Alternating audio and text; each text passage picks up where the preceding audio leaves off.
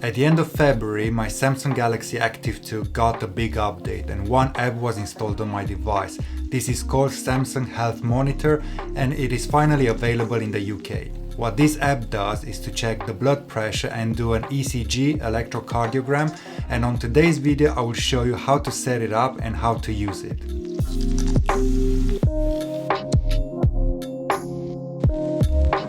Once the smartwatch got its update, the next step is to install the Samsung Health Monitor from Play Store or Galaxy Store.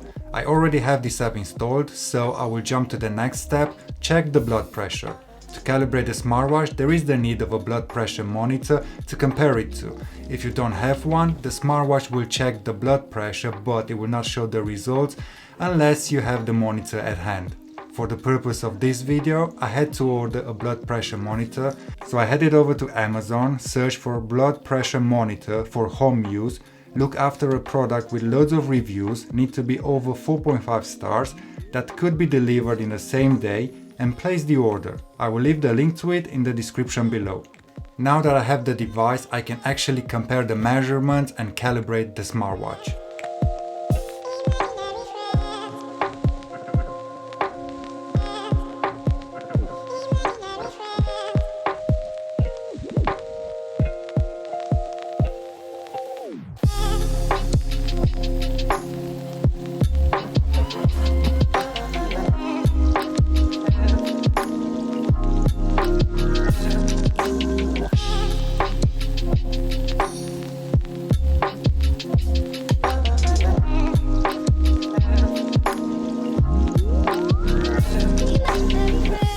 Let's understand how to read these measurements and what they actually mean.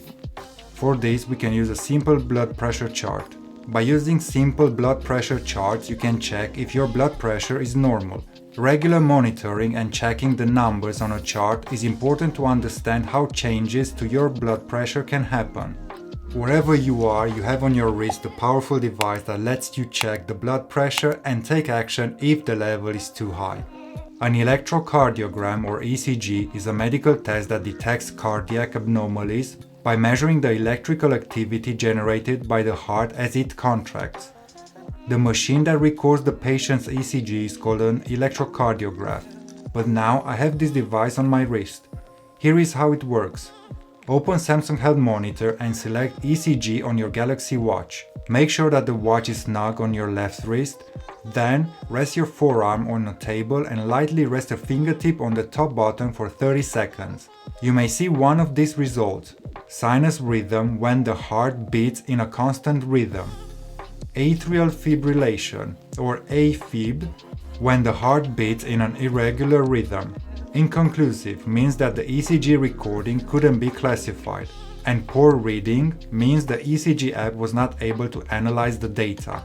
The app on the smartphone gives more information about the results, so you can have a look there for more data. And speaking about the app, Samsung Health Monitor, the first thing I encourage you to check out is the how-to section, where it gives all the information needed about the blood pressure and the ECG.